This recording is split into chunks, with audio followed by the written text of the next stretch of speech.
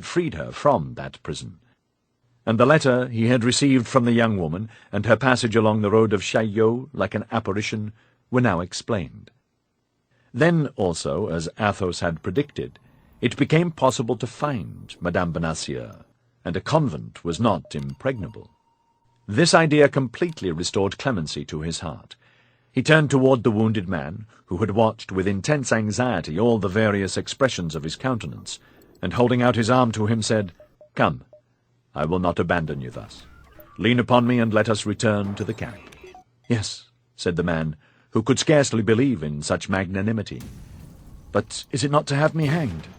"You have my word," said he. "For the second time I give you your life." The wounded man sank upon his knees, to again kiss the feet of his preserver. But D'Artagnan, who had no longer a motive for staying so near the enemy, abridged the testimonials of his gratitude.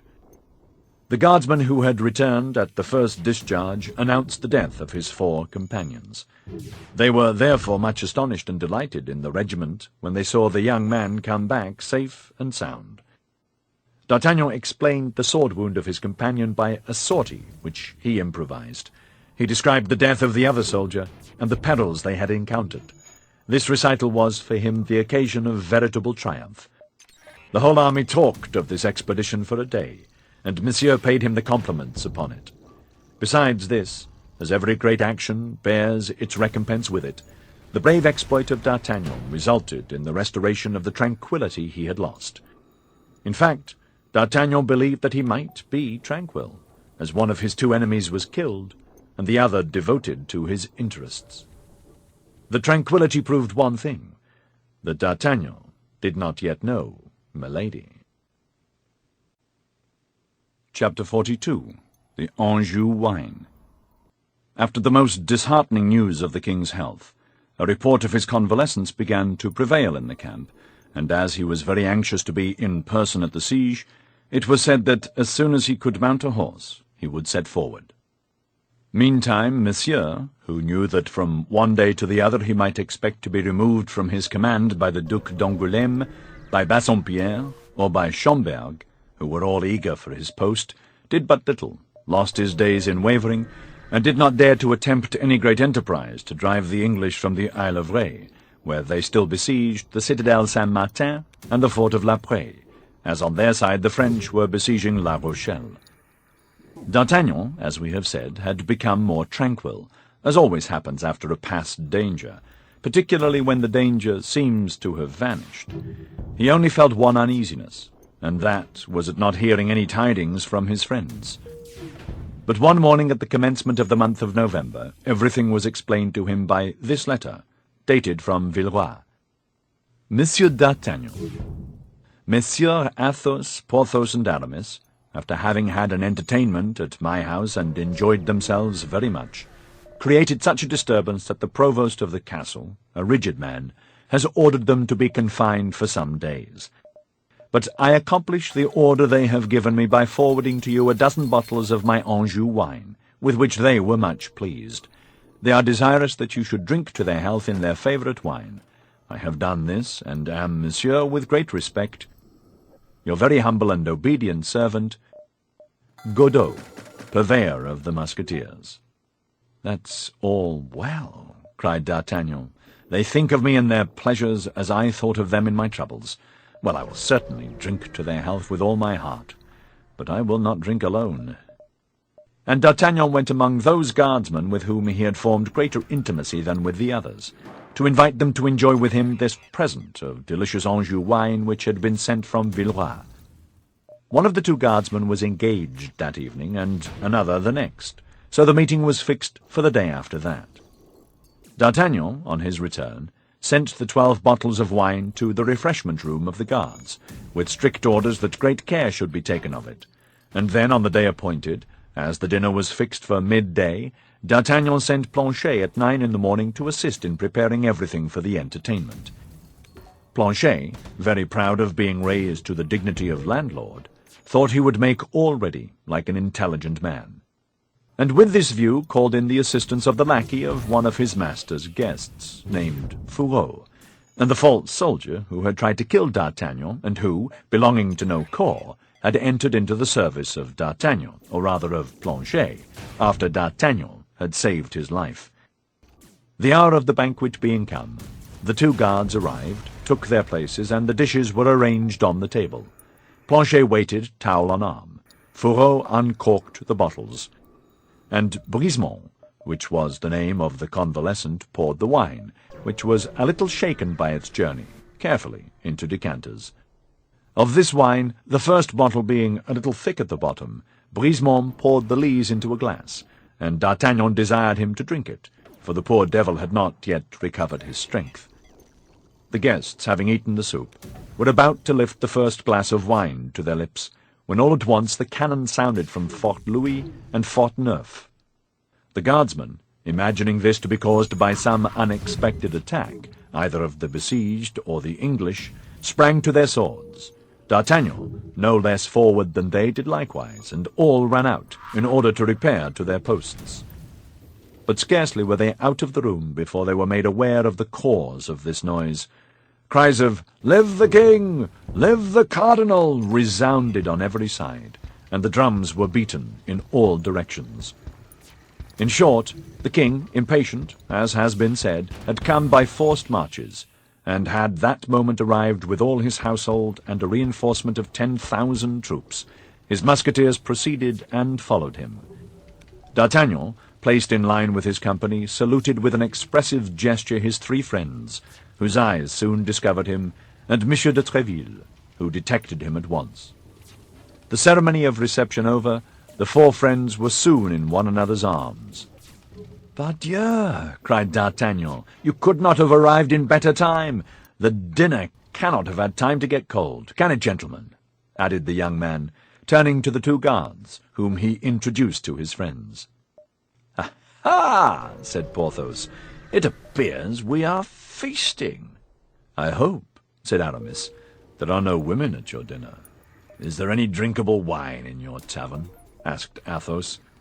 "Well, pardieu, there is yours, my dear friend," replied D'Artagnan. "Our wine?" said Athos, astonished. "Yes, that you sent me." "We sent you wine." "You know very well, the wine from the hills of Anjou." "Yes, I know what brand you are talking about." "The wine you prefer." "Well, in the absence of Champagne and Chambertin, you must content yourselves with that." "And so, connoisseurs in wine as we are, we have sent you some Anjou wine," said Porthos. "Not exactly. It is the wine that was sent by your order." "On our account," said the three Musketeers. "Did you send this wine, Aramis?" said Athos. "No." "And you, Porthos?" "No." "And you, Athos?" "No." "If it was not you, it was your purveyor," said D'Artagnan. "A purveyor?" "Yes, your purveyor, Godeau, the purveyor of the Musketeers." "My faith, never mind where it comes from," said Porthos. "Let us taste it, and if it is good, let us drink it." "No," said Athos, "don't let us drink wine which comes from an unknown source." "You are right, Athos," said D'Artagnan. "Did none of you charge your purveyor, Godeau, to send me some wine?" "No. And yet you say he has sent you some, as from us." "Here is his letter," said D'Artagnan, and he presented the note to his comrades. "This is not his writing," said Athos. "I am acquainted with it. Before we left Villeroy, I settled the accounts of the regiment." "A false letter altogether," said Porthos. "We have not been disciplined." "D'Artagnan," said Aramis in a reproachful tone, "how could you believe that we had made a disturbance?" D'Artagnan grew pale, and a convulsive trembling shook all his limbs. "Thou alarmest me," said Athos, who never used thee and thou but upon very particular occasions. "What has happened?" "Look you, my friends," cried D'Artagnan, "a horrible suspicion crosses my mind. Can this be another vengeance of that woman?" It was now Athos who turned pale. D'Artagnan rushed toward the refreshment-room, the three Musketeers and the two guards following him. The first object that met the eyes of D'Artagnan on entering the room was Brisemont, stretched upon the ground and rolling in horrible convulsions. Planchet and Fourreau, as pale as death, were trying to give him succor, but it was plain that all assistance was useless. All the features of the dying man were distorted with agony. "Ah!" cried he on perceiving D'Artagnan. "Ah, this is frightful. You pretend to pardon me, and you poison me." "I?" cried D'Artagnan. "I, wretch? What do you say?" "I say that it was you who gave me the wine. I say that it was you who desired me to drink it. I say you wish to avenge yourself on me, and I say that it is horrible."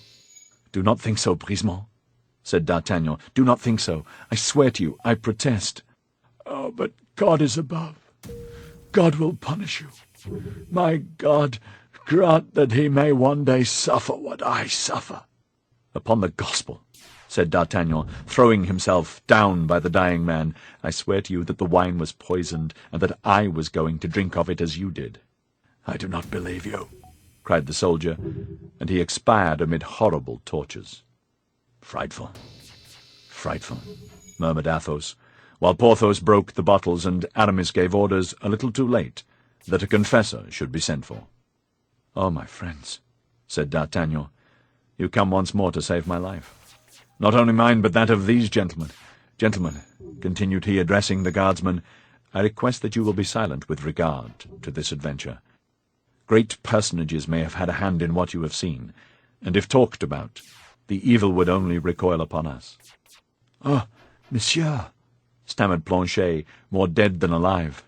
"Ah, monsieur, what an escape I have had!" "How, sirrah, you were going to drink my wine?" "To the health of the king, monsieur. I was going to drink a small glass of it if Fourreau had not told me I was called." "Alas," said Fourreau, whose teeth chattered with terror, "I wanted to get him out of the way that I might drink myself." "Gentlemen," said D'Artagnan, addressing the guardsmen, "you may easily comprehend that such a feast can only be very dull after what has taken place. So accept my excuses and put off the party till another day, I beg of you." The two guardsmen courteously accepted D'Artagnan's excuses, and perceiving that the four friends desired to be alone, retired. When the young guardsman and the three Musketeers were without witnesses, they looked at one another with an air which plainly expressed that each of them perceived the gravity of their situation. "In the first place," said Athos, "let us leave this chamber. The dead are not agreeable company, particularly when they have died a violent death." "Planchet," said D'Artagnan, "I commit the corpse of this poor devil to your care. Let him be interred in holy ground. He committed a crime, it is true, but he repented of it." And the four friends quit the room, leaving to Planchet and Fourreau the duty of paying mortuary honours to Brisemont. The host gave them another chamber, and served them with fresh eggs and some water, which Athos went himself to draw at the fountain. In a few words, Porthos and Aramis were posted as to the situation. "Well," said D'Artagnan to Athos, "you see, my dear friend, that this is war to the death." Athos shook his head. "Yes, yes," replied he, "I perceive that plainly. But do you really believe it is she?" "I am sure of it. Nevertheless, I confess I still doubt." "But the fleur-de-lis on her shoulder?" "She's some Englishwoman who has committed a crime in France and has been branded in consequence." "Athos, she is your wife, I tell you," repeated D'Artagnan. "Only reflect how much the two descriptions resemble each other." "Yes, but I should think the other must be dead. I hanged her so effectually." It was D'Artagnan who now shook his head in turn. "But in either case, what is to be done?" said the young man. "The fact is, one cannot remain thus with a sword hanging eternally over his head," said Athos. "We must extricate ourselves from this position." "But how?" "Listen, you must try to see her, and have an explanation with her. Say to her, peace or war. My word as a gentleman never to say anything of you, never to do anything against you. On your side, a solemn oath to remain neutral with respect to me. If not, I will apply to the Chancellor, I will apply to the King, I will apply to the hangman. I will move the courts against you, I will denounce you as branded, I will bring you to trial. And if you are acquitted, well, by the faith of a gentleman, I will kill you at the corner of some wall as I would a mad dog." "I like the means well enough," said D'Artagnan, "but where and how to meet with her?" "Time, dear friend. Time brings round opportunity. Opportunity is the martingale of man. The more we have ventured, the more we gain. when we know how to wait. Yes, but to wait surrounded by assassins and poisoners— "There," said Athos. "God has preserved us hitherto. God will preserve us still." "Yes, we. Besides, we are men, and everything considered, it is our lot to risk our lives. But she—" asked he in an undertone. "What she?" asked Athos. "Constance. Madame Bonacieux, ah, that's true," said Athos. "My poor friend, I had forgotten you were in love." "Well, but," said Aramis, "have you not learned by the letter you found on the wretched corpse that she is in a convent? One may be very comfortable in a convent, and as soon as the siege of La Rochelle is terminated, I promise you, on my part—" "Good!" cried Athos. "Good! Yes, my dear Aramis, we all know that your views have a religious tendency." "I am only temporarily a musketeer," said Aramis humbly. "It is some time since we heard from his mistress," said Athos in a low voice, "but take no notice. We know all about that." "Well," said Porthos, "it appears to me that the means are very simple." "What?" asked D'Artagnan. "You say she is in a convent," said Porthos. "Yes." "Very well. As soon as the siege is over, we'll carry her off from that convent. But we must first learn what convent she is in." "That's true," said Porthos. "But I think I have it," said Athos. "Don't you say, dear D'Artagnan, that it is the queen who has made the choice of the convent for her?" "I believe so, at least." "In that case, Porthos will assist us." "And how so, if you please?" "Why, by your marchioness, your duchess, your princess. She must have a long arm." "Hush!" said Porthos, placing a finger on his lips. "I believe her to be a cardinalist. She must know nothing of the matter." "Then," said Aramis, "I take upon myself to obtain intelligence of her." "You, Aramis?" cried the three friends. "You? And how?" "By the Queen's almoner, to whom I am very intimately allied," said Aramis, colouring. And on this assurance, the four friends, who had finished their modest repast, separated, with the promise of meeting again that evening. D'Artagnan returned to less important affairs, and the three musketeers repaired to the king's quarters, where they had to prepare their lodging. Chapter 43. The Sign of the Red Dovecote. Meanwhile the king, who, with more reason than the cardinal, showed his hatred for Buckingham, although scarcely arrived, was in such a haste to meet the enemy that he commanded every disposition to be made to drive the English from the Isle of Ré, and afterward to press the siege of La Rochelle. But, notwithstanding his earnest wish, he was delayed by the dissensions which broke out between Messieurs Bassompierre and Schomberg against the Duc d'Angoulême. Messieurs Bassompierre and Schomberg were marshals of France, and claimed their right of commanding the army under the orders of the king. But the cardinal, who feared that Bassompierre, a Huguenot at heart, might press but feebly the English and Rochellais, his brothers in religion, supported the Duc d'Angoulême, whom the king, at his instigation, had named lieutenant-general. The result was that, to prevent Messieurs Bassompierre and Schomberg from deserting the army, a separate command had to be given to each. Bassompierre took up his quarters on the north of the city between Leu and Dompierre, the Duc d'Angoulême on the east from Dompierre to Périgny, and Monsieur de Schomberg on the south from Périgny to Angoutin. The quarters of Monsieur were at Dompierre. The quarters of the king were sometimes at Estrée, sometimes at Jarry.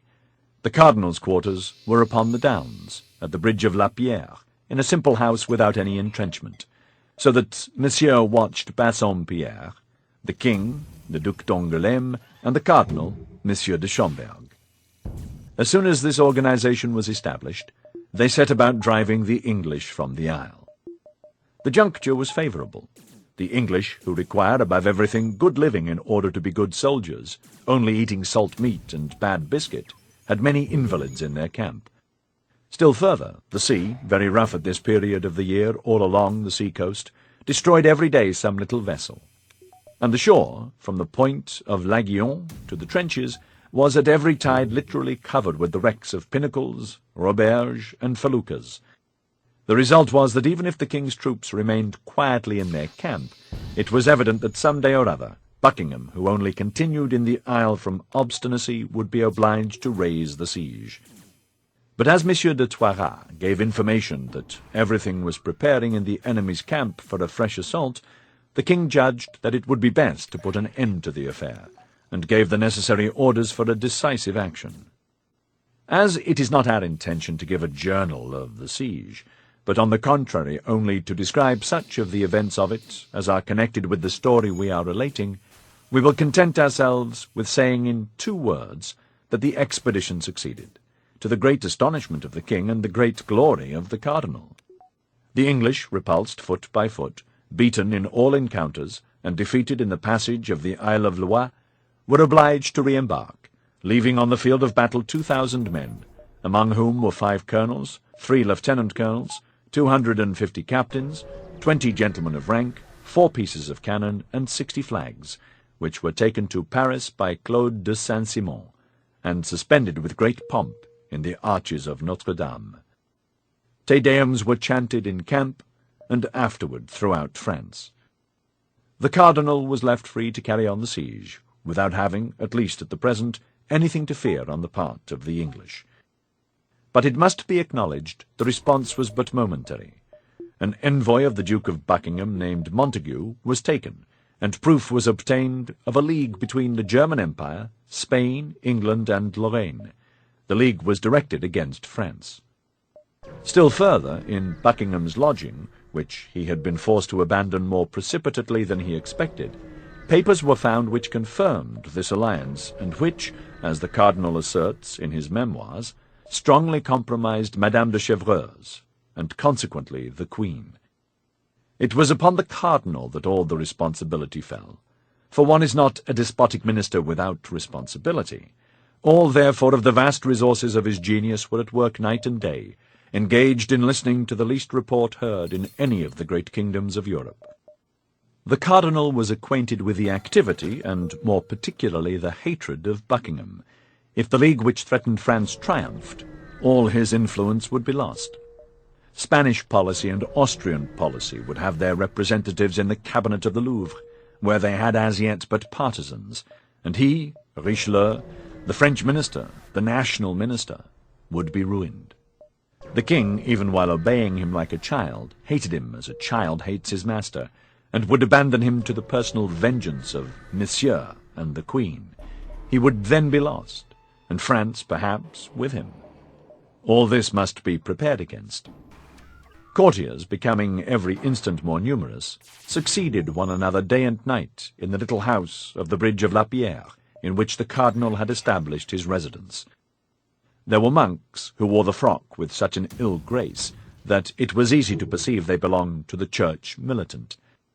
Women, a little inconvenienced by their costume as pages, and whose large trousers could not entirely conceal their rounded forms, and peasants with blackened hands but with fine limbs, savouring of the man of quality a league off. There were also less agreeable visits, for 2 or 3 times reports were spread that the cardinal had nearly been assassinated. It is true that the enemies of the cardinal said that it was he himself who set these bungling assassins to work, in order to have, if wanted, the right of using reprisals. But we must not believe everything ministers say, nor everything their enemies say. These attempts did not prevent the cardinal, to whom his most inveterate detractors have never denied personal bravery, from making nocturnal excursions, sometimes to communicate to the Duc d'Angoulême important orders, sometimes to confer with the king, and sometimes to have an interview with a messenger whom he did not wish to see at home. On their part, the Musketeers, who had not much to do with the siege, were not under very strict orders, and led a joyous life. This was the more easy for our 3 companions in particular, for being friends of Monsieur de Tréville, they obtained from him special permission to be absent after the closing of the camp. Now, one evening when D'Artagnan, who was in the trenches, was not able to accompany them, Athos, Porthos, and Aramis, mounted on their battle steeds, enveloped in their war-cloaks, with their hands upon their pistol-butts, were returning from a drinking-place called the Red Dovecote, which Athos had discovered 2 days before upon the route to Jarry, following the road which led to the camp, and quite on their guard, as we have stated, for fear of an ambuscade, when about a quarter of a league from the village of Boineau, they fancied they heard the sound of horses approaching them. They immediately all three halted, closed in, and waited, occupying the middle of the road.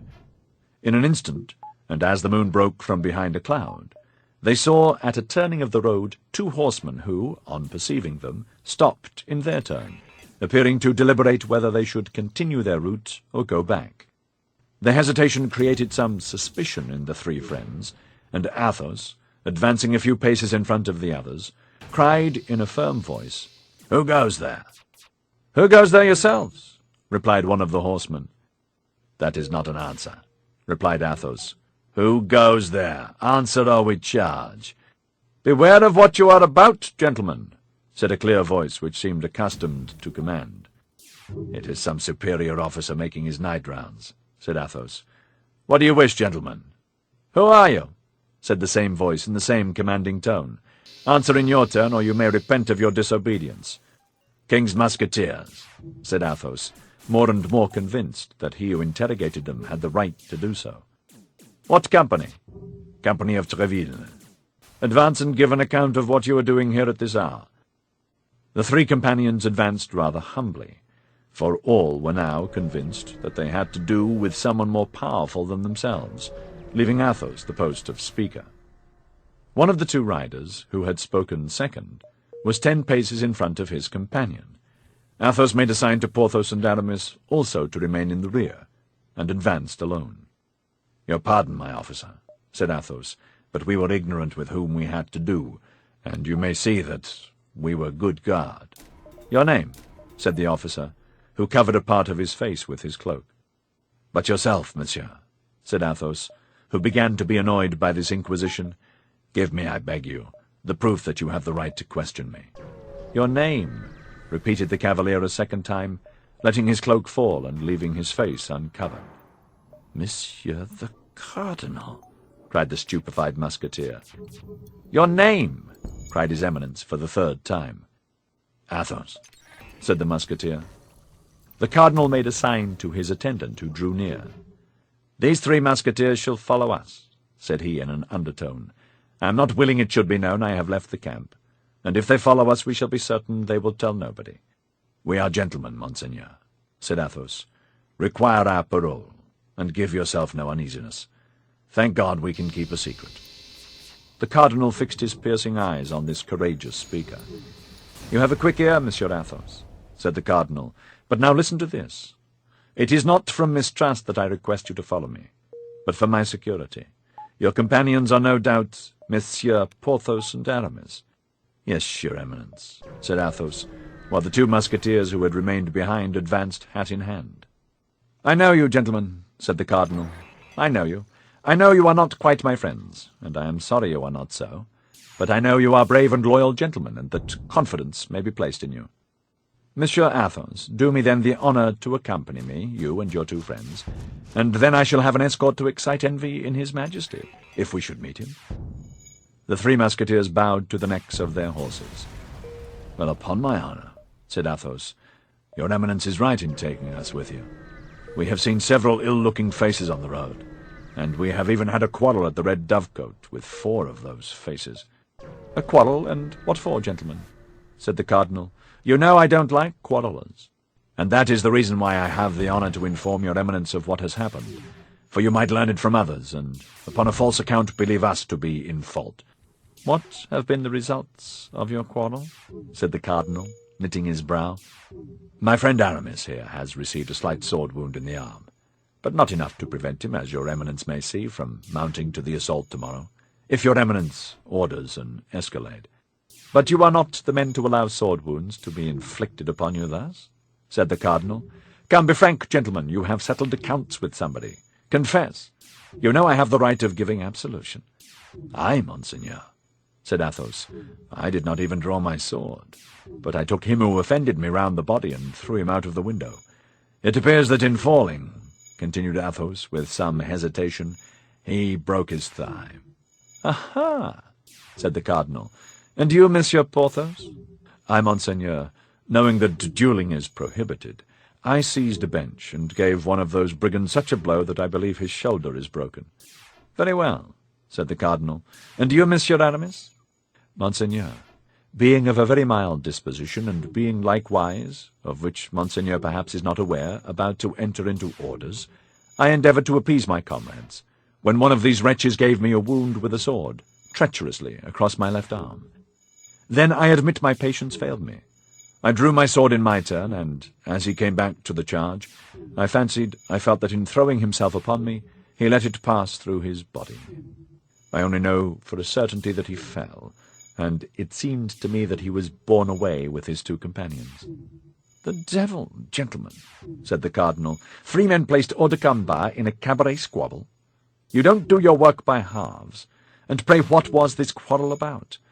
"These fellows were drunk," said Athos, "and knowing there was a lady who had arrived at the cabaret this evening, they wanted to force her door." "Force her door?" said the cardinal. "And for what purpose?" "To do her violence, without doubt," said Athos. "I have had the honour of informing your Eminence that these men were drunk." "And was this lady young and handsome?" asked the cardinal with a certain degree of anxiety. "We did not see her, Monseigneur," said Athos. "You did not see her? Ah, very well," replied the cardinal quickly. "You did well to defend the honour of a woman, and as I am going to the Red Dovecote myself, I shall know if you have told me the truth." "Monseigneur," said Athos haughtily, "we are gentlemen, and to save our heads we would not be guilty of a falsehood." "Therefore I do not doubt what you say, Monsieur Athos. I do not doubt it for a single instant. But," added he, to change the conversation, "was this lady alone?" "The lady had a cavalier shut up with her," said Athos, "but as notwithstanding the noise, this cavalier did not show himself, it is to be presumed that he is a coward." "Judge not rashly, says the Gospel," replied the cardinal. Athos bowed. "And now, gentlemen, that's well," continued the cardinal. "I know what I wish to know. Follow me."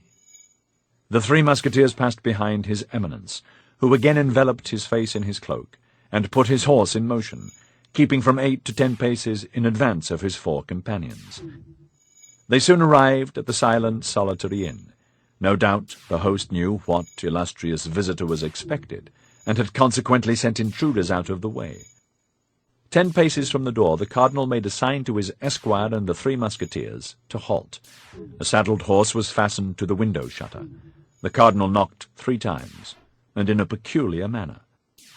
A man, enveloped in a cloak, came out immediately, and exchanged some rapid words with the cardinal, after which he mounted his horse and set off in the direction of Saugères, which was likewise the way to Paris. "Advance, gentlemen," said the cardinal.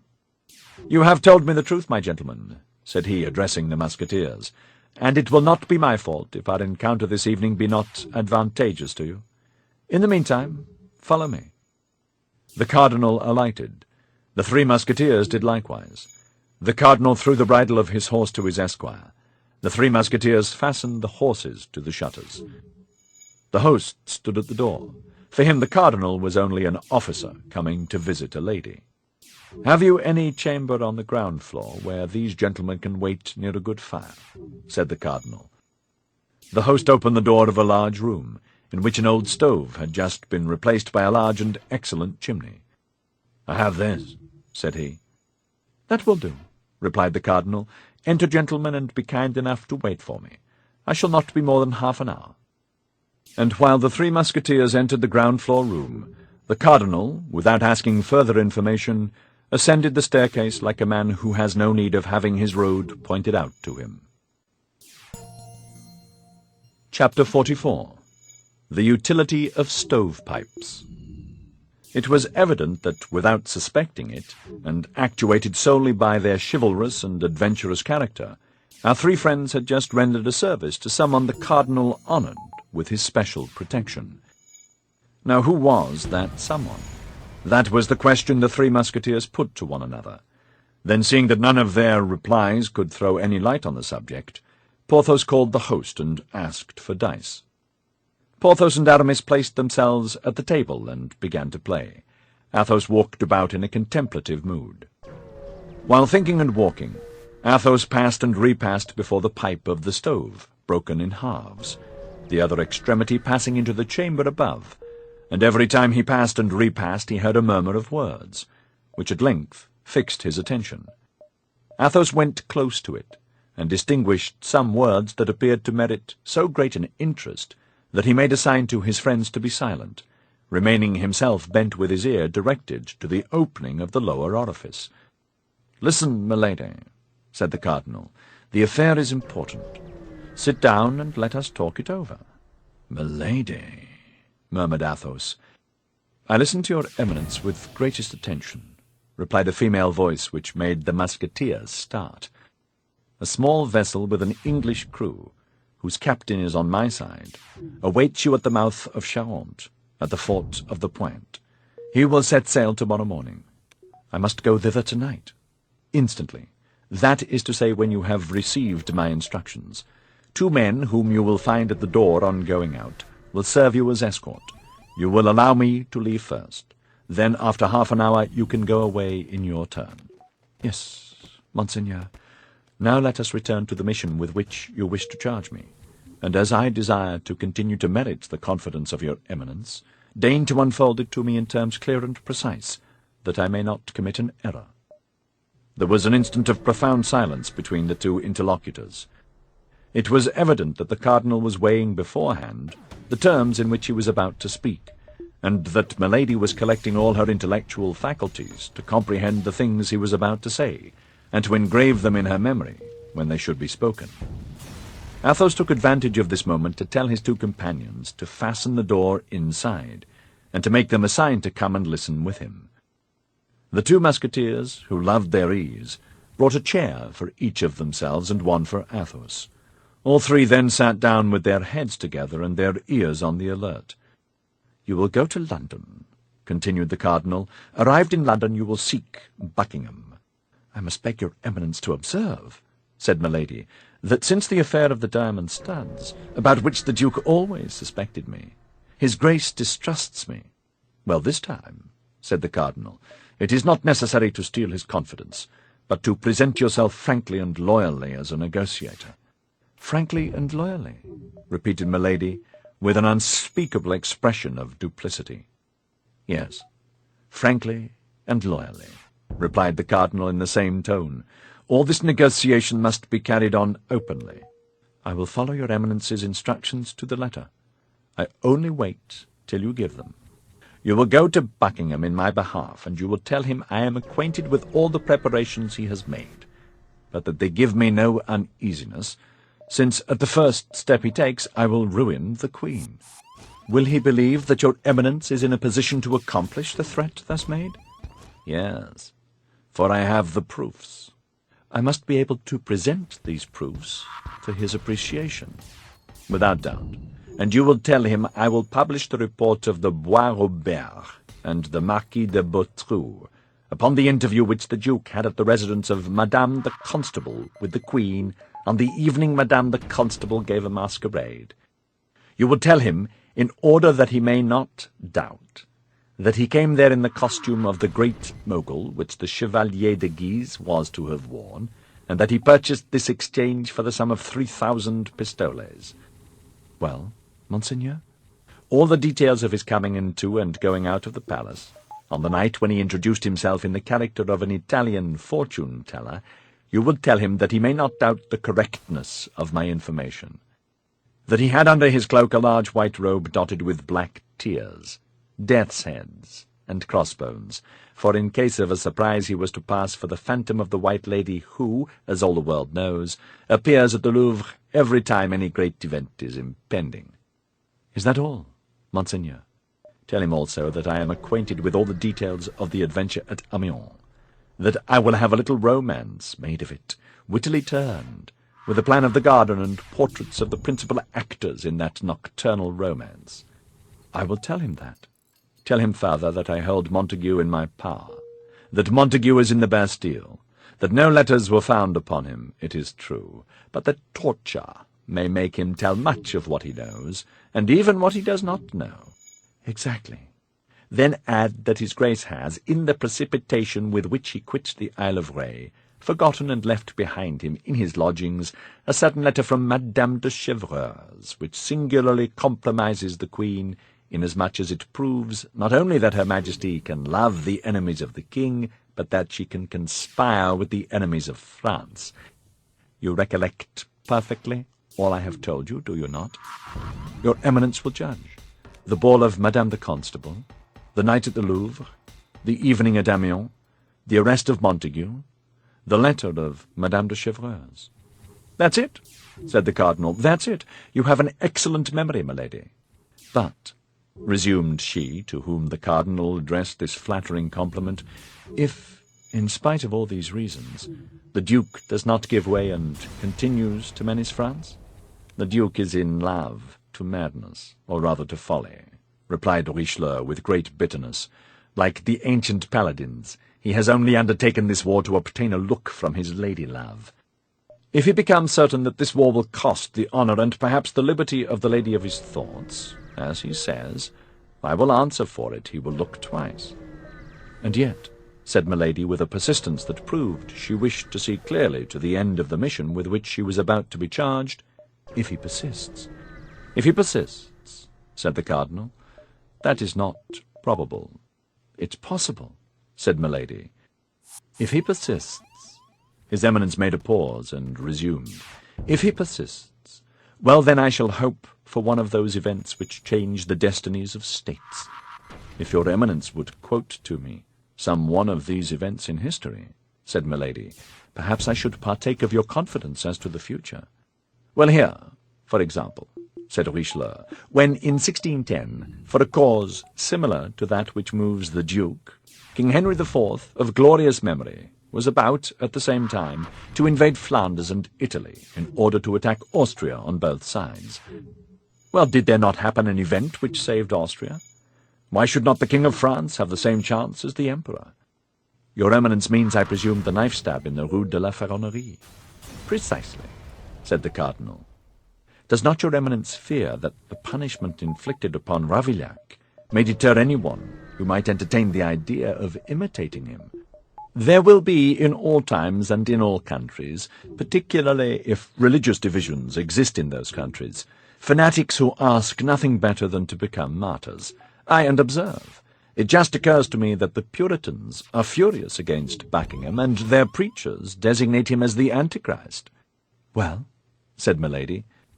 "Well," continued the Cardinal in an indifferent tone, "the only thing to be sought for at this moment is some woman, handsome, young, and clever, who has cause of quarrel with the Duke.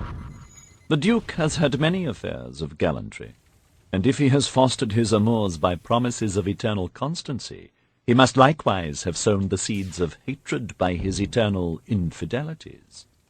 "No doubt," said Milady coolly. "Such a woman may be found." "Well, such a woman who would place the knife of Jacques Clément or of Ravaillac in the hands of a fanatic would save France." "Yes, but she would then be the accomplice of an assassination. Were the accomplices of Ravaillac or of Jacques Clément ever known? No, for perhaps they were too high-placed for anyone to dare look for them where they were. The Palace of Justice would not be burned down for everybody, Monseigneur." "You think, then, that the fire at the Palace of Justice was not caused by chance?" asked Richelieu, in the tone with which he would have put a question of no importance. "I, Monseigneur," replied Milady, "I think nothing. I quote a fact, that is all. Only I say that if I were named Madame de Montpensier, or the Queen Marie de Medici, I should use less precautions than I take, being simply called Milady Cleric." "That is just," said Richelieu. "What do you require, then?" "I require an order which would ratify beforehand all that I should think proper to do for the greatest good of France. But in the first place, this woman I have described must be found, who is desirous of avenging herself upon the Duke." "She is found," said Milady. "Then the miserable fanatic must be found who will serve as an instrument of God's justice." "He will be found." "Well," said the Cardinal, "then it will be time to claim the order which you just now require." "Your Eminence is right," replied Milady, "and I have been wrong in seeing in the mission with which you honour me anything but that which it really is. That is, to announce to his Grace, on the part of your Eminence, that you are acquainted with the different disguises by means of which he succeeded in approaching the Queen during the fête given by Madame the Constable, that you have proofs of the interview granted at the Louvre by the Queen to a certain Italian astrologer, who was no other than the Duke of Buckingham, that you have ordered a little romance of a satirical nature to be written upon the adventures of Amiens, with a plan of the gardens in which those adventures took place, and portraits of the actors who figured in them, that Montague is in the Bastille, and that the torture may make him say things he remembers, and even things he has forgotten, that you possess a certain letter from Madame de Chevreuse, found in his Grace's lodging, which singularly compromises not only her who wrote it, but her in whose name it was written. Then if he persists, notwithstanding all this, as that is, as I have said, the limit of my mission, I shall have nothing to do but to pray God to work a miracle for the salvation of France. That is it not, Monseigneur? And I shall have nothing else to do? That is it, replied the Cardinal dryly. And now, said Milady, without appearing to remark the change of the Duke's tone toward her, now that I have received the instructions of your Eminence as concerns your enemies, Monseigneur will permit me to say a few words to him of mine. Have you enemies, then? Asked Richelieu. Yes, Monseigneur. Enemies against whom you owe me all your support, for I made them by serving your Eminence. Who are they? Replied the Duke. In the first place, there is a little intrigante named Bonacieux. She is in the prison of Nantes. That is to say, she was there, replied Milady, but the Queen has obtained an order from the King by means of which she has been conveyed to a convent. To a convent? Said the Duke. Yes, to a convent. And to which? I don't know. The secret has been well kept. But I will know. And your Eminence will tell me in what convent that woman is? I can see nothing inconvenient in that, said the Cardinal. Well now, I have an enemy much more to be dreaded by me than this little Madame Bonacieux. Who is that? Her lover. What is his name? Oh, your Eminence knows him well, cried Milady, carried away by her anger. He is the evil genius of both of us. It is he who, in an encounter with your Eminence's guards, decided the victory in favour of the King's Musketeers. It is he who gave 3 desperate wounds to De Wardes, your emissary, and who caused the affair of the diamond studs to fail. It is he who, knowing it was I who had made Madame Bonacieux carried off, has sworn my death. Ah, said the Cardinal, I know of whom you speak. I mean that miserable D'Artagnan. He is a bold fellow, said the Cardinal, and it is exactly because he is a bold fellow that he is the more to be feared. I must have, said the Duke, a proof of his connection with Buckingham. A proof? Cried Milady. I will have 10. Well then, it becomes the simplest thing in the world. Get me that proof, and I will send him to the Bastille. So far good, Monseigneur, but afterwards? When once in the Bastille there is no afterward, said the Cardinal in a low voice. Ah, pardieu, continued he, if it were as easy for me to get rid of my enemy as it is to get rid of yours, and if it were against such people you require impunity. Monseigneur, replied Milady, a fair exchange. Life for life, man for man. Give me one, I will give you the other. I don't know what you mean, nor do I even desire to know what you mean, replied the Cardinal, but I wish to please you, and see nothing out of the way in giving you what you demand with respect to so infamous a creature, the more so as you tell me that this D'Artagnan is a libertine, a duellist, and a traitor. An infamous scoundrel, Monseigneur, a scoundrel. Give me paper, a quill, and some ink, then, said the Cardinal. Here they are, Monseigneur. There was a moment of silence, which proved that the Cardinal was employed in seeking the terms in which he should write the note, or else in writing it. Athos, who had not lost a word of the conversation, took his 2 companions by the hand, and led them to the other end of the room. Well, said Porthos, what do you want, and why do you not let us listen to the end of the conversation? Hush, said Athos, speaking in a low voice. We have heard all it was necessary we should hear. Besides, I don't prevent you from listening, but I must be gone.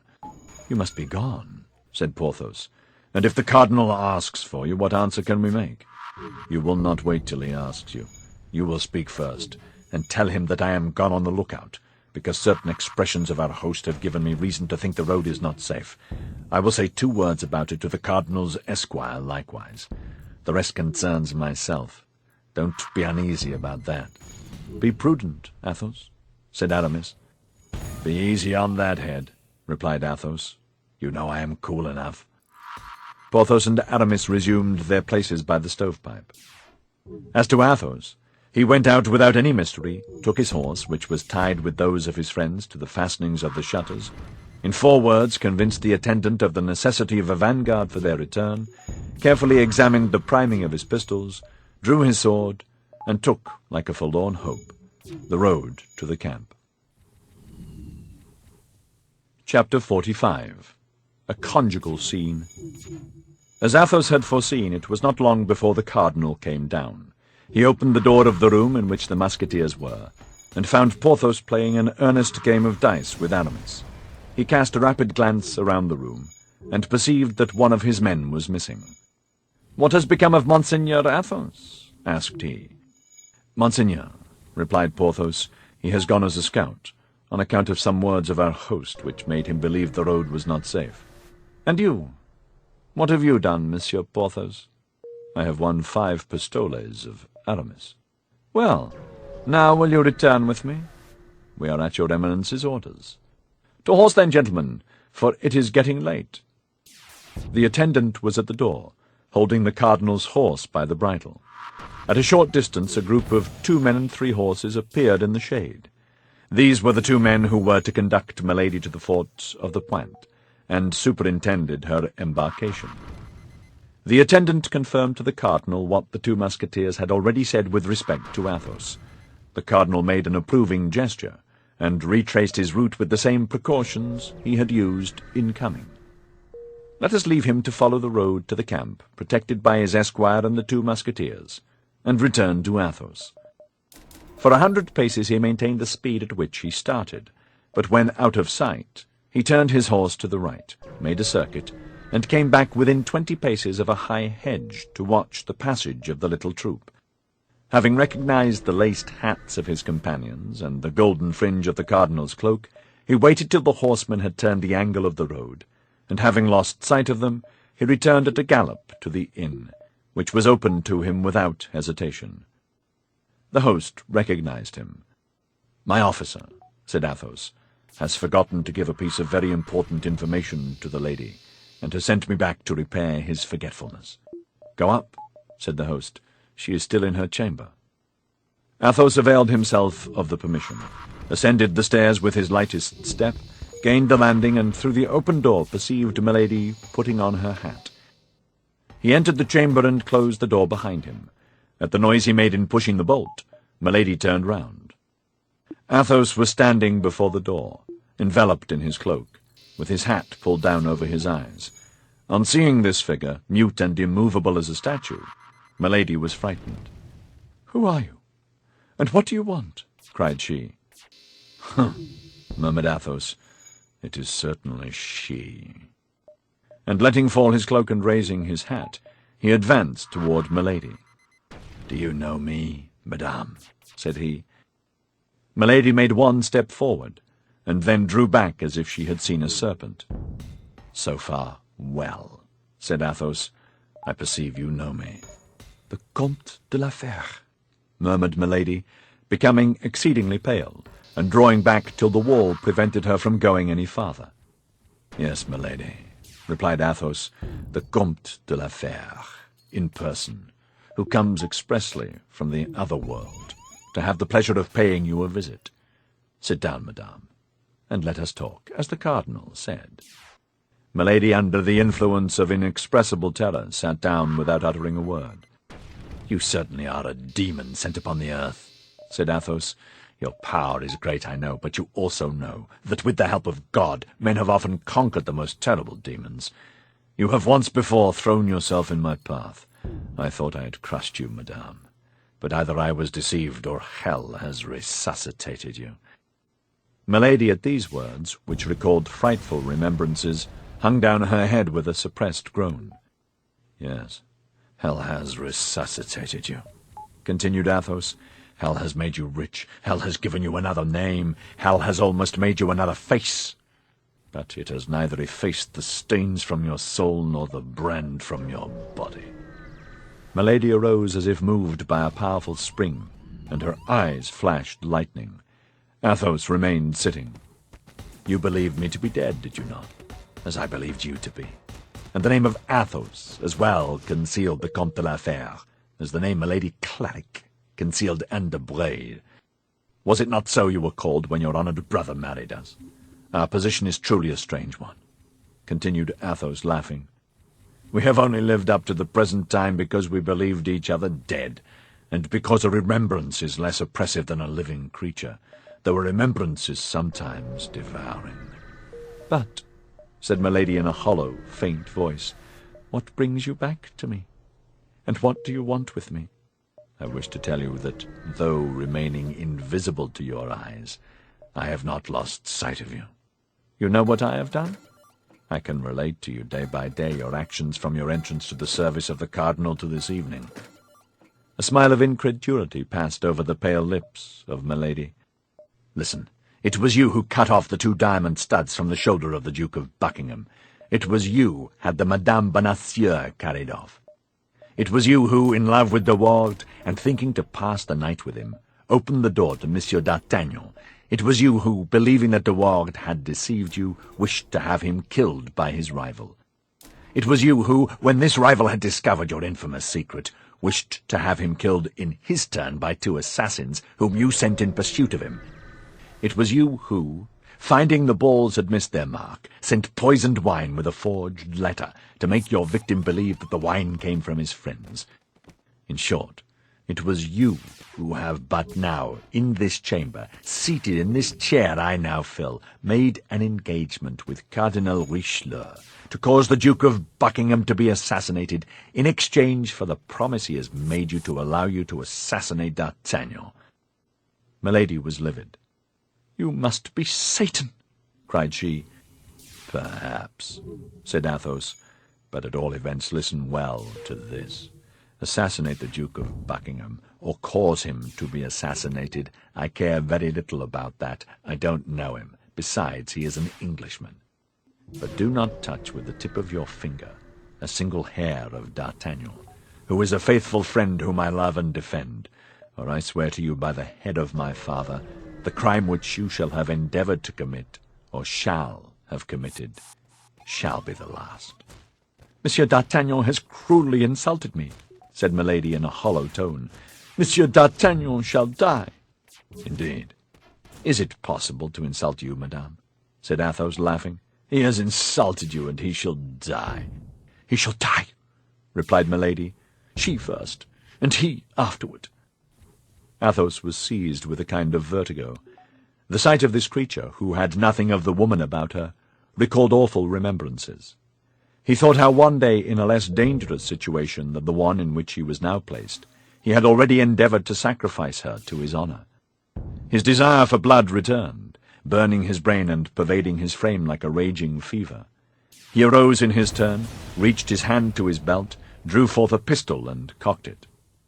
Milady, pale as a corpse, endeavoured to cry out, but her swollen tongue could utter no more than a hoarse sound which had nothing human in it, and resembled the rattle of a wild beast. Motionless against the dark tapestry, with her hair in disorder, she appeared like a horrid image of terror. Athos slowly raised his pistol, stretched out his arm so that the weapon almost touched Milady's forehead, and then, in a voice the more terrible from having the supreme calmness of a fixed resolution, "Madame," said he, "you will this instant deliver to me the paper the cardinal signed, or upon my soul I will blow your brains out." With another man, Milady might have preserved some doubt, but she knew Athos. Nevertheless, she remained motionless. "You have 1 second to decide," said he. Milady saw by the contraction of his countenance that the trigger was about to be pulled. She reached her hand quickly to her bosom, drew out a paper and held it toward Athos. "Take it," said she, "and be accursed." Athos took the paper, returned the pistol to his belt, approached the lamp to be assured that it was the paper, unfolded it, and read, December 3rd, 1627. It is by my order and for the good of the state that the bearer of this has done what he has done. Richelieu. And now, said Athos, resuming his cloak and putting on his hat, now that I have drawn your teeth, viper, bite if you can. And he left the chamber without once looking behind him. At the door he found the two men and the spare horse which they held. Gentlemen, said he, Monseigneur's order is, you know, to conduct that woman without losing time to the fort of the Pointe, and never to leave her till she is on board. As these words agreed wholly with the order they had received, they bowed their heads in sign of assent. With regard to Athos, he leaped lightly into the saddle and set out at full gallop.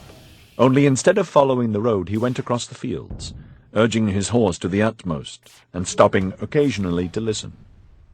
In one of those halts, he heard the steps of several horses on the road. He had no doubt it was the cardinal and his escort. He immediately made a new point in advance, rubbed his horse down with some heath and leaves of trees, and placed himself across the road, about 200 paces from the camp. "Who goes there?" cried he as soon as he perceived the horseman. "That is our brave Musketeer, I think," said the cardinal. "Yes, monseigneur," said Porthos. "It is he." "Monsieur Athos," said Richelieu, "receive my thanks for the good guard you have kept. Gentlemen, we are arrived. Take the gate on the left. The watchword is King and Rey." Saying these words, the cardinal saluted the three friends with an inclination of his head, and took the right hand, followed by his attendant, for that night he himself slept in the camp. "Well," said Porthos and Aramis together, as soon as the cardinal was out of hearing. "Well, he signed the paper she required?" "I know," said Athos, coolly, "since here it is." And the three friends did not exchange another word till they reached their quarters, except to give the watchword to the sentinels. Only they sent Mousqueton to tell Planchet that his master was requested, the instant that he left the trenches, to come to the quarters of the Musketeers. Milady, as Athos had foreseen, on finding two men that awaited her, made no difficulty in following them. She had had for an instant an inclination to be reconducted to the cardinal, and relate everything to him. But a revelation on her part would bring about a revelation on the part of Athos. She might say that Athos had hanged her, but then Athos would tell that she was branded. She thought it was best to preserve silence, to discreetly set off to accomplish her difficult mission with her usual skill, and then, all things being accomplished to the satisfaction of the cardinal, to come to him and claim her vengeance. In consequence, after having travelled all night, at 7 o'clock she was at the fort of the Pointe. At 8 o'clock she had embarked, and at 9 the vessel, which, with letters of marque from the cardinal, was supposed to be sailing for Bayonne, raised anchor and steered its course toward England. Chapter 46. The Bastion Saint-Gervais. On arriving at the lodgings of his three friends, D'Artagnan found them assembled in the same chamber. Athos was meditating, Porthos was twisting his moustache, Aramis was saying his prayers in a charming little book of hours, bound in blue velvet. "Pardieu, gentlemen," said he, "I hope what you have to tell me is worth the trouble, or else, I warn you, I will not pardon you for making me come here, instead of getting a little rest after a night spent in taking and dismantling a bastion. Ah, why were you not there, gentlemen? It was warm work." "We were in a place where it was not very cold," replied Porthos, giving his moustache a twist which was peculiar to him. "Hush," said Athos. "Uh-oh," said D'Artagnan, comprehending the slight frown of the Musketeer. "It appears there is something fresh aboard." "Aramis," said Athos, "you went to breakfast the day before yesterday at the inn of the Parc Bayeux, I believe." "Yes." "How did you fare?" "For my part, I ate but little. The day before yesterday was a fish day, and they had nothing but meat." "What?" said Athos. "No fish at a seaport?" "They say," said Aramis, resuming his pious reading, "that the dike which the cardinal is making drives them all out into the open sea." "But that is not quite what I mean to ask you, Aramis," replied Athos. I want to know if you were left alone and nobody interrupted you." "Why, I think there were not many intruders. Yes, Athos, I know what you mean. We shall do very well at the Parc Bayeux." "Let us go to the Parc Bayeux, then, for here the walls are like sheets of paper." D'Artagnan, who was accustomed to his friend's manner of acting, and who perceived immediately, by a word, a gesture, or a sign from him, that the circumstances were serious, took Athos's arm, and went out without saying anything. Porthos followed, chatting with Aramis. On their way they met Grimaud. Athos made him a sign to come with them. Grimaud, according to custom, obeyed in silence. The poor lad had nearly come to the pass of forgetting how to speak. They arrived at the drinking-room of the Parc Bayeux. It was 7 o'clock in the morning, and daylight began to appear. The three friends ordered breakfast, and went into a room in which the host said they would not be disturbed. Unfortunately, the hour was badly chosen for a private conference. The morning drum had just been beaten. Everyone shook off the drowsiness of night, and to dispel the humid morning air, came to take a drop at the inn. Dragoons, Swiss, guardsmen, musketeers, light horsemen succeeded one another with a rapidity which might answer the purpose of the host very well, but agreed badly with the views of the four friends. Thus they applied very curtly to the salutations, healths, and jokes of their companions. "I see how it will be," said Athos. "We shall get into some petty quarrel or other, and we have no need of one just now. D'Artagnan, tell us what sort of a night you have had, and we will describe ours afterward." "Ah, yes," said a light horseman, with a glass of brandy in his hand, which he sipped slowly. "I hear you gentlemen of the Guards have been in the trenches tonight, and that you did not get much the best of the Rochellais." D'Artagnan looked at Athos to know if he ought to reply to this intruder, who thus mixed unasked in their conversation. "Well," said Athos, "don't you hear Monsieur Busigny, who does you the honour to ask you a question? Relate what has passed during the night, since these gentlemen desire to know it." "Have you not taken a bastion?" said a Swiss who was drinking rum out of a beer-glass. "Yes, monsieur," said D'Artagnan, bowing. "We have had that honour. We even have, as you may have heard, introduced a barrel of powder under one of the angles, which in blowing up made a very pretty breach. Without reckoning that, as the bastion was not built yesterday, all the rest of the building was badly shaken." "And what bastion is it?" asked a dragoon, with his sabre run through a goose which he was taking to be cooked. "The Bastion Saint-Gervais," replied D'Artagnan, "from behind which the Rochellais annoyed our workmen." "Was that affair hot?" "Yes, moderately so. We lost 5 men, and the Rochellais 8 or 10. "Balsampleur," said the Swiss, who, notwithstanding the admirable collection of oaths possessed by the German language, had acquired a habit of swearing in French. "But it is probable," said the light horseman, "that they will send pioneers this morning to repair the bastion." "Yes, that's probable," said D'Artagnan. "Gentlemen," said Athos, "a wager." "Ah, voy, a wager," cried the Swiss. "What is it?" said the light horseman. "Stop a bit," said the dragoon, placing his sabre like a spit upon the 2 large iron dogs which held the firebrands in a chimney. "Stop a bit. I am in it. You cursed host, a dripping pan immediately, that I may not lose a drop of the fat of this estimable bird." "You was right," said the Swiss. "Goose grease is good with pastry." "There," said the dragoon. "Now for the wager. We listen, Monsieur Athos." "Yes, the wager," said the light horseman. "Well, Monsieur de Busigny, I will bet you," said Athos, "that my 3 companions, Messieurs Porthos, Aramis, and D'Artagnan, and myself, will go and breakfast in the Bastion Saint-Gervais, and we will remain there an hour by the watch, whatever the enemy may do to dislodge us." Porthos and Aramis looked at each other. They began to comprehend. "But," said D'Artagnan in the ear of Athos, "you are going to get us all killed without mercy." "We are much more likely to be killed," said Athos, "if we do not go." "My faith, gentlemen," said Porthos, turning round upon his chair and twisting his moustache. "That's a fair bet, I hope." "I take it," said Monsieur de Busigny. "So let us fix the stake." "You are 4 gentlemen," said Athos, "and we are 4. An unlimited dinner for 8, will that do?" "Capitally," replied Monsieur de Busigny. "Perfectly," said the dragoon. "That suits me," said the Swiss. The fourth auditor, who during all this conversation had played a mute part, made a sign of the head in proof that he acquiesced in the proposition. "The breakfast for these gentlemen is ready," said the host. "Well, bring it," said Athos. The host obeyed.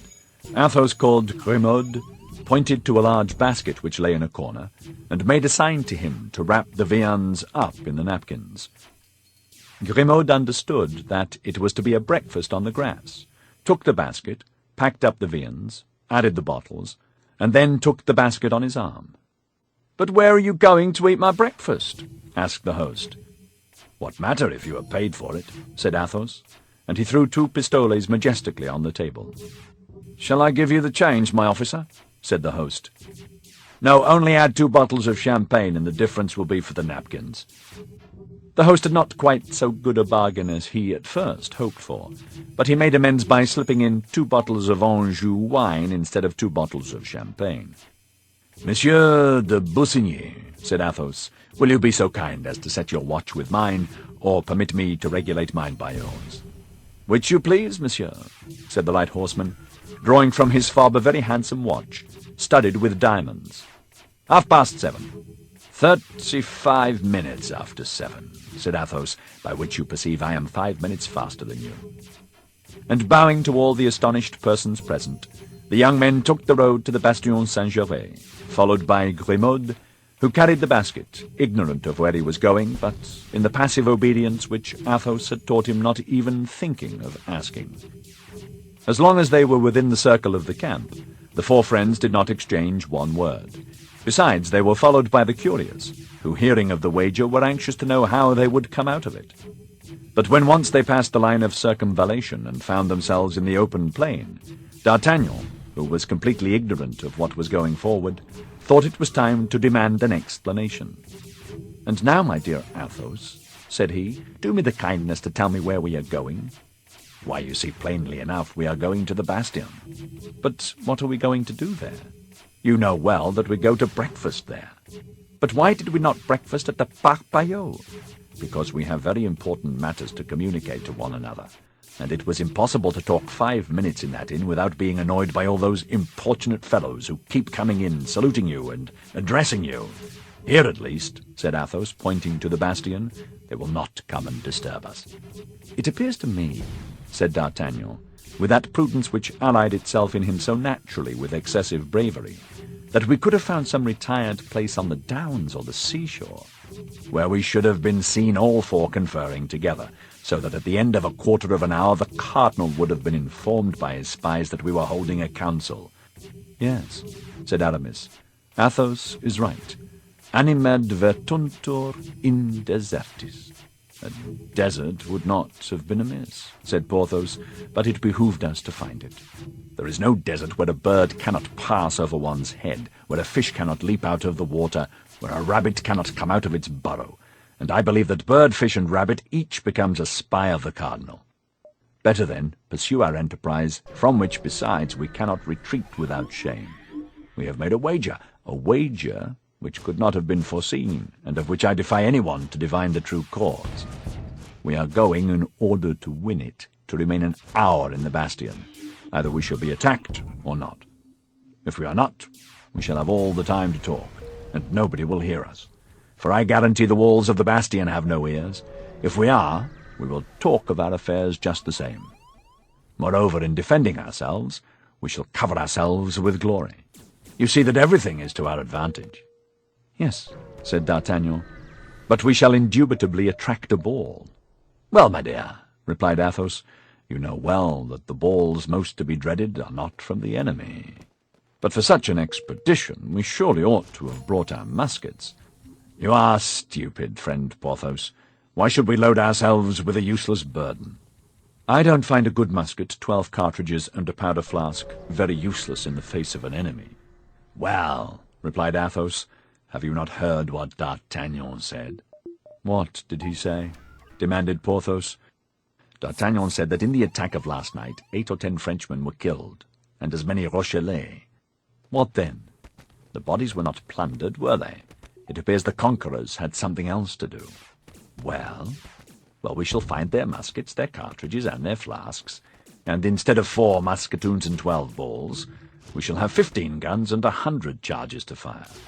Oh, Athos, said Aramis, truly you are a great man. Porthos nodded in sign of agreement.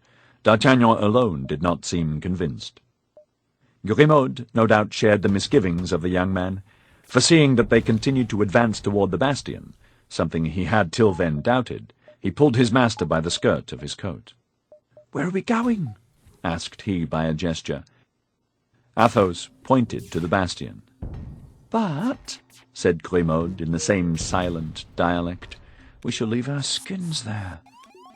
Athos raised his eyes and his finger toward heaven. Grimaud put his basket on the ground and sat down with a shake of the head.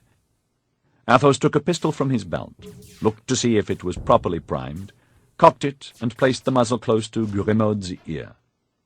Grimaud was on his legs again as if by a spring. Athos then made him a sign to take up his basket and to walk on first. Grimaud obeyed. All that Grimaud gained by this momentary pantomime was to pass from the rear guard to the vanguard. Arrived at the bastion, the 4 friends turned round. More than 300 soldiers of all kinds were assembled at the gate of the camp, and in a separate group might be distinguished Monsieur de Busigny, the dragoon, the Swiss, and the 4th better. Athos took off his hat, placed it on the end of his sword, and waved it in the air. All the spectators returned him his salute, accompanying their courtesy with a loud hurrah, which was audible to the 4, after which all 4 disappeared in the bastion, whither Grimaud had preceded them. Chapter 47. The Council of the Musketeers. As Athos had foreseen, the bastion was only occupied by a dozen corpses, French and Rochellais. "Gentlemen," said Athos, who had assumed the command of the expedition, while Grimaud spreads the table, "let us begin by collecting the guns and cartridges together. We can talk while performing that necessary task. These gentlemen," added he, pointing to the bodies, "cannot hear us." "But we could throw them into the ditch," said Porthos, "after having assured ourselves they have nothing in their pockets." "Yes," said Athos, "that's Grimaud's business." "Well then," said D'Artagnan, "pray let Grimaud search them and throw them over the walls." "Heaven forfend," said Athos, "they may serve us." "These bodies serve us," said Porthos. "You are mad, dear friend." "Judge not rashly, say the gospel and the cardinal," replied Athos. "How many guns, gentlemen?" 12, replied Aramis. "How many shots?" 100. "That's quite as many as we shall want. Let us load the guns." The 4 musketeers went to work, and as they were loading the last musket, Grimaud announced that the breakfast was ready. Athos replied, always by gestures, that was well, and indicated to Grimaud, by pointing to a turret that resembled a pepper-caster, that he was to stand as sentinel. Only, to alleviate the tediousness of the duty, Athos allowed him to take a loaf, 2 cutlets, and a bottle of wine. "And now to table," said Athos. The 4 friends seated themselves on the ground with their legs crossed like Turks, or even tailors. "And now," said D'Artagnan, "as there is no longer any fear of being overheard, I hope you are going to let me into your secret." "I hope at the same time to procure your amusement and glory, gentlemen," said Athos. "I have induced you to take a charming promenade. Here is a delicious breakfast, and yonder are 500 persons, as you may see through the loopholes, taking us for heroes or madmen, 2 classes of imbeciles greatly resembling each other." "But the secret," said D'Artagnan. "The secret is," said Athos, "that I saw Milady last night." D'Artagnan was lifting a glass to his lips, but at the name of Milady his hand trembled so that he was obliged to put the glass on the ground again for fear of spilling the contents. "You saw your what?" "Hush!" interrupted Athos. "You forget, my dear, you forget that these gentlemen are not initiated into my family affairs like yourself. I have seen Milady." "Where?" demanded D'Artagnan. "Within 2 leagues of this place, at the Inn of the Red Dovecot." "In that case I am lost," said D'Artagnan. "Not so bad yet," replied Athos, "for by this time she must have quit the shores of France." D'Artagnan breathed again. "But after all," asked Porthos, "who is Milady?" A charming woman, said Athos, sipping a glass of sparkling wine. Villainous host, cried he. He has given us Anjou wine instead of champagne, and fancies we know no better.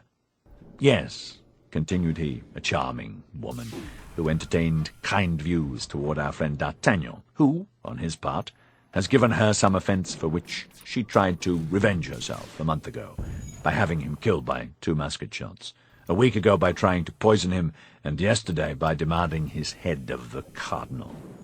What? By demanding my head of the cardinal? Cried D'Artagnan, pale with terror. Yes, that is true as the gospel, said Porthos. I heard it with my own ears. I also, said Aramis. Then, said D'Artagnan, letting his arm fall with discouragement, it is useless to struggle longer. I may as well blow my brains out, and all will be over. That's the last folly to be committed, said Athos, seeing it is the only one for which there is no remedy. But I can never escape, said D'Artagnan, with such enemies. First my stranger of Meung, then De Wardes, to whom I have given 3 sword wounds, next Milady, whose secret I have discovered, finally the cardinal, whose vengeance I have balked. Well, said Athos, that only makes 4, and we are 4, 1 for 1. Pardieu, if we may believe the signs Grimaud is making, we are about to have to do with a very different number of people. What is it, Grimaud? Considering the gravity of the occasion, I permit you to speak, my friend, but be laconic, I beg. What do you see? A troop. Of how many persons? 20 men. What sort of men? 16 pioneers, 4 soldiers. How far distant? 500 paces. Good. We have just time to finish this fowl and to drink 1 glass of wine to your health, D'Artagnan. To your health, repeated Porthos and Aramis. Well then, to my health, although I am very much afraid that your good wishes will not be of great service to me. Ah, said Athos, God is great, as say the followers of Mohammed, and the future is in his hands. Then, swallowing the contents of his glass, which he put down close to him, Athos arose carelessly, took the musket next to him, and drew near to one of the loopholes. Porthos, Aramis, and D'Artagnan followed his example. As to Grimaud, he received orders to place himself behind the 4 friends in order to reload their weapons. Pardieu, said Athos, it was hardly worth while to distribute ourselves for 20 fellows armed with pickaxes, mattocks, and shovels. Grimaud had only to make them a sign to go away, and I'm convinced that they would have left us in peace. I doubt that, replied D'Artagnan, for they are advancing very resolutely. Besides, in addition to the pioneers, there are 4 soldiers and a brigadier armed with muskets. That's because they don't see us, said Athos. My faith, said Aramis, I must confess I feel a great repugnance to fire on those poor devils of civilians. He is a bad priest, said Porthos, who has pity for heretics. In truth, said Athos, Aramis is right. I will warn them. What the devil are you going to do? Cried D'Artagnan. You will be shot. But Athos heeded not his advice. Mounting on the breach, with his musket in one hand and his hat in the other, he said, bowing courteously and addressing the soldiers and the pioneers, who, astonished at this apparition, stopped 50 paces from the bastion, Gentlemen, a few friends and myself are about to breakfast in this bastion. Now you know nothing is more disagreeable than being disturbed when one is at breakfast. We request you, then, if you really have business here, to wait till we have finished our repast, or to come again a short time hence unless, which would be far better, you form the salutary resolution to quit the side of the rebels and come and drink with us to the health of the King of France. Take care, Athos, cried D'Artagnan. Don't you see they are aiming? Yes, yes, said Athos, but they are only civilians, very bad marksmen, who will be sure not to hit me. In fact, at the same instant 4 shots were fired, and the balls were flattened against the wall around Athos, but not one touched him. 4 shots replied to them almost instantaneously, but much better aimed than those of the aggressors. 3 soldiers fell dead, and one of the pioneers was wounded. Grimaud, said Athos, still on the breach. Another musket. Grimaud immediately obeyed. On their part, the 3 friends had reloaded their arms. A second discharge followed the first. The brigadier and 2 pioneers fell dead. The rest of the troop took to flight. Now, gentlemen, a sortie, cried Athos. and the four friends rushed out of the fort, gained the field of battle, picked up the 4 muskets of the privates and the half-pike of the brigadier, and convinced that the fugitives would not stop till they reached the city, turned again toward the bastion, bearing with them the trophies of their victory. "Reload the muskets, Grimaud," said Athos, "and we gentlemen will go on with our breakfast and resume our conversation. Where were we?" "I recollect you were saying," said D'Artagnan, "that after having demanded my head of the cardinal, Milady had quit the shores of France. Whither goes she?" added he, strongly interested in the route Milady followed. "She goes into England," said Athos. "With what view?" "With the view of assassinating, or causing to be assassinated, the Duke of Buckingham." D'Artagnan uttered an exclamation of surprise and indignation. "But this is infamous!" cried he. "As to that," said Athos, "I beg you to believe that I care very little about it. Now you have done, Grimaud, take our brigadier's half-pike, tie a napkin to it, and plant it on top of our bastion, that these rebels of Rochellais may see that they have to deal with brave and loyal soldiers of the king." Grimaud obeyed without replying. An instant afterward, the white flag was floating over the heads of the 4 friends. A thunder of applause saluted its appearance. Half the camp was at the barrier. "How?" replied D'Artagnan. "You care little if she kills Buckingham or causes him to be killed. But the Duke is our friend." "The Duke is English. The Duke fights against us. Let her do what she likes with the Duke. I care no more about him than an empty bottle." And Athos threw 15 paces from him an empty bottle from which he had poured the last drop into his glass. "A moment," said D'Artagnan. "I will not abandon Buckingham thus. He gave us some very fine horses. And, moreover, very handsome saddles," said Porthos, who at the moment wore on his cloak the lace of his own. "Besides," said Aramis, "God desires the conversion and not the death of a sinner." "Amen," said Athos, "and we will return to that subject later, if such be your pleasure. But what for the moment engaged my attention most earnestly, and I am sure you will understand me, D'Artagnan, was the getting from this woman a kind of carte blanche, which she had extorted from the cardinal, and by means of which she could with impunity get rid of you and perhaps of us. But this creature must be a demon," said Porthos, holding out his plate to Aramis, who was cutting up a fowl. "And this carte blanche," said D'Artagnan, "this carte blanche, does it remain in her hands?" "No, it passed into mine. I will not say without trouble, for if I did I should tell a lie." "My dear Athos, I shall no longer count the number of times I am indebted to you for my life." "Then it was to go to her that you left us?" said Aramis. "Exactly." "And you have that letter of the cardinal?" said D'Artagnan. "Here it is," said Athos, and he took the invaluable paper from the pocket of his uniform. D'Artagnan unfolded it with one hand, whose trembling he did not even attempt to conceal, to read, "December 3rd, 1627. It is by my order and for the good of the state that the bearer of this has done what he has done. Richelieu." "In fact," said Aramis, "it is an absolution according to rule." "That paper must be torn to pieces," said D'Artagnan, who fancied he read in it his sentence of death. "On the contrary," said Athos, "it must be preserved carefully. I would not give up this paper if covered with as many gold pieces." "And what will she do now?" asked the young man. "Why," replied Athos carelessly, "she is probably going to write to the cardinal that a damned musketeer named Athos has taken her safe conduct from her by force. She will advise him in the same letter to get rid of his 2 friends, Aramis and Porthos, at the same time. The cardinal will remember that these are the same men who have often crossed his path, and then some fine morning he will arrest D'Artagnan, and for fear he should feel lonely, he will send us to keep him company in the Bastille." "Go to. It appears to me you make dull jokes, my dear," said Porthos. "I do not jest," said Athos. "Do you know," said Porthos, "that to twist that damned Milady's neck would be a smaller sin than to twist those of those poor devils of Huguenots who have committed no other crime than singing in French the psalms we sing in Latin." "What says the Abbé?" asked Athos, quietly. "I say I am entirely of Porthos's opinion," replied Aramis. "And I too," said D'Artagnan. "Fortunately she is far off," said Porthos, "for I confess she would worry me if she were here."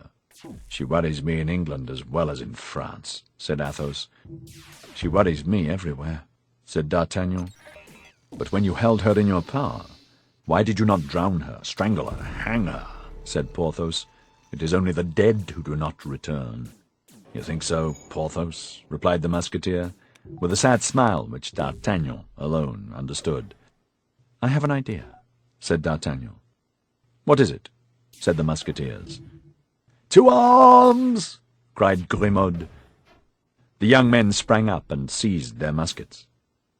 This time a small troop advanced, consisting of from 20 to 25 men, but they were not pioneers. They were soldiers of the garrison. "Shall we return to the camp?" said Porthos. "I don't think the sides are equal." "Impossible for 3 reasons," replied Athos. "The first, that we have not finished breakfast. The second, that we still have some very important things to say. And the third, that it yet wants 10 minutes before the lapse of the hour." "Well then," said Aramis, "we must form a plan of battle." "That's very simple," replied Athos. "As soon as the enemy are within musket shot, we must fire upon them. If they continue to advance, we must fire again. We must fire as long as we have loaded guns. If those who remain of the troop persist in coming to the assault, we will allow the besiegers to get as far as the ditch, and then we will push down upon their heads that strip of wall which keeps it perpendicular by a miracle." "Bravo!" cried Porthos. "Decidedly, Athos, you were born to be a general, and the cardinal, who fancies himself a great soldier, is nothing beside you." "Gentlemen," said Athos, "no divided attention, I beg. Let each one pick out his man." "I cover mine," said D'Artagnan. "And I mine," said Porthos. "And I mine," said Aramis. "Fire, then," said Athos. The 4 muskets made but one report, but 4 men fell. The drum immediately beat, and the little troop advanced at charging pace. Then the shots were repeated without regularity, but always aimed with the same accuracy. Nevertheless, as if they had been aware of the numerical weakness of the friends, the Rochellais continued to advance in quick time. With every 3 shots at least 2 men fell, but the march of those who remained was not slackened. Arrived at the foot of the bastion, there were still more than a dozen of the enemy. A last discharge welcomed them, but did not stop them. They jumped into the ditch and prepared to scale the breach. "Now, my friends," said Athos, "finish them at a blow. To the wall! To the wall!" And the 4 friends, seconded by Grimaud, pushed with the barrels of their muskets an enormous sheet of the wall, which bent as if pushed by the wind, and, detaching itself from its base, fell with a horrible crash into the ditch. Then a fearful crash was heard, a cloud of dust mounted toward the sky, and all was over. "Can we have destroyed them all, from the first to the last?" said Athos. "My faith, it appears so," said D'Artagnan. "No," cried Porthos. "There go 3 or 4, limping away." In fact, 3 or 4 of these unfortunate men, covered with dirt and blood, fell along the hollow way, and at length regained the city.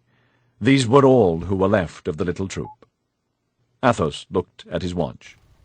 "Gentlemen," said he, "we have been here an hour, and our wager is won. But we will be fair players. Besides, D'Artagnan has not told us his idea yet." And the Musketeer, with his usual coolness, reseated himself before the remains of the breakfast. "My idea?" said D'Artagnan. "Yes, you said you had an idea," said Athos. "Oh, I remember," said D'Artagnan. "Well, I will go to England a second time. I will go and find Buckingham." "You shall not do that, D'Artagnan," said Athos coolly. "And why not? Have I not been there once?" "Yes, but at that period we were not at war.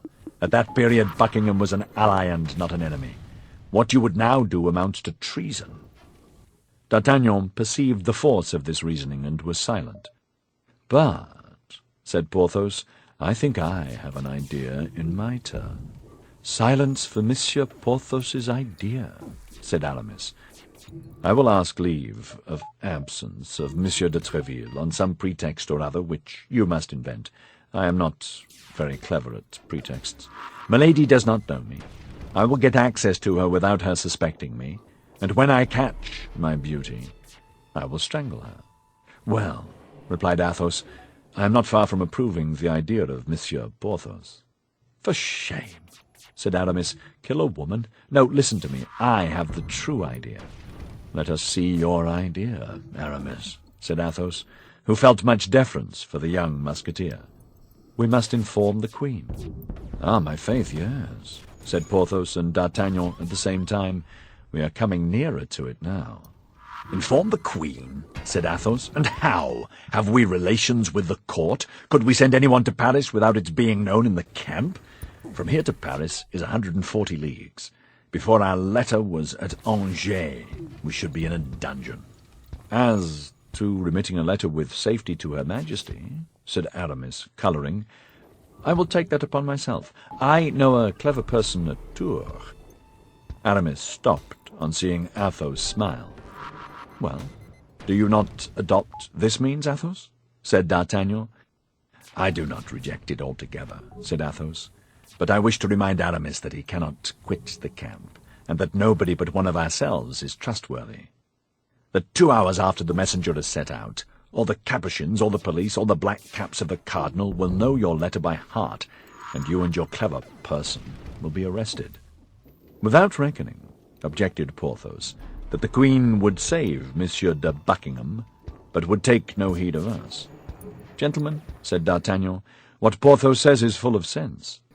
"Ah, but what's going on in the city yonder?" said Athos. "They are beating the general alarm."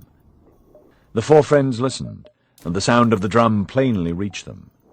"You see, they are going to send a whole regiment against us," said Athos. "You don't think of holding out against a whole regiment, do you?" said Porthos. "Why not?" said the Musketeer. "I feel myself quite in a humour for it, and I would hold out before an army if we had taken the precaution to bring a dozen more bottles of wine." "Upon my word, the drum draws near," said D'Artagnan. "Let it come," said Athos. "It is a quarter of an hour's journey from here to the city, consequently a quarter of an hour's journey from the city to hither. That is more than time enough for us to devise a plan. If we go from this place, we shall never find another so suitable. Ah, stop! I have it, gentlemen. The right idea has just occurred to me." "Tell us." "Allow me to give Grimaud some indispensable orders." Athos made a sign for his lackey to approach. "Grimaud," said Athos, pointing to the bodies which lay under the wall of the bastion, "take those gentlemen, set them up against the wall, put their hats upon their heads and their guns in their hands." "Oh, the great man!" cried D'Artagnan. "I comprehend now." "You comprehend," said Porthos. "And do you comprehend, Grimaud?" said Aramis. Grimaud made a sign in the affirmative. "That's all that is necessary," said Athos. "Now for my idea." "I should like, however, to comprehend," said Porthos. "That is useless." Yes, Athos's idea," cried Aramis and D'Artagnan at the same time. "This milady, this woman, this creature, this demon, has a brother-in-law, as I think you told me, D'Artagnan." "Yes, I know him very well, and I also believe that he has not a very warm affection for his sister-in-law." "There is no harm in that. If he detested her, it would be all the better," replied Athos. "In that case we are as well off as we wish." "And yet," said Porthos, "I would like to know what Grimaud is about."